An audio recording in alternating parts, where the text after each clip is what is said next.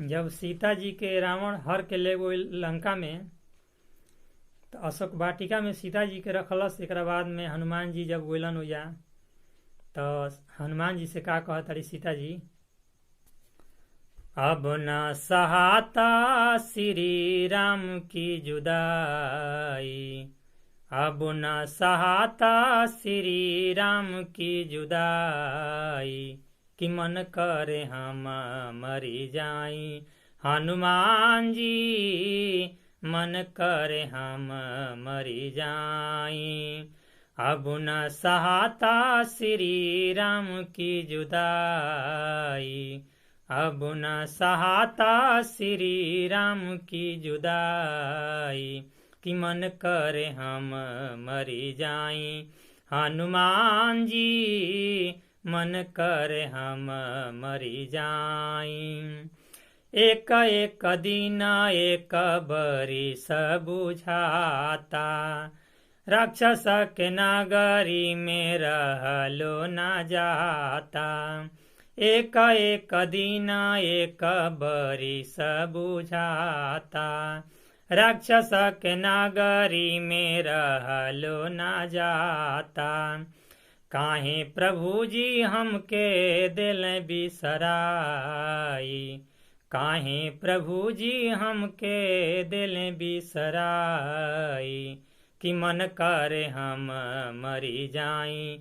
हनुमान जी मन करे हम मरी जाई।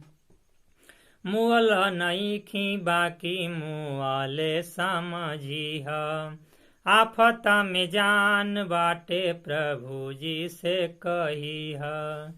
मुअल नईखी बाकी मुआले समझी ह, आफत में जान बाटे प्रभु जी से कही ह। देरी होई त जान केहू ना बचाई, देरी होई त जान केहू ना बचाई, कि मन करे हम मरी जाई। हनुमान जी मन करे हम मरी जाई। सबके उबारे लन बेरी बेरी, हमारा के बेरी प्रभु जी काहे कैनी देरी। सबके उबारे लन बेरी बेरी, हमारा के बेरी प्रभु जी काहे कैनी देरी।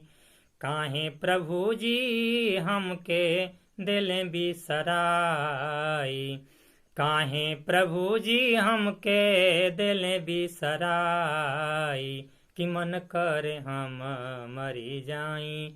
हनुमान जी मन करे हम मरी जाई, अब न सहाता श्री राम की जुदाई, अब न सहाता श्री राम की जुदाई, कि मन करे हम मरी जाई। हनुमान जी मन करे हम मरी जाई। जय हिंद।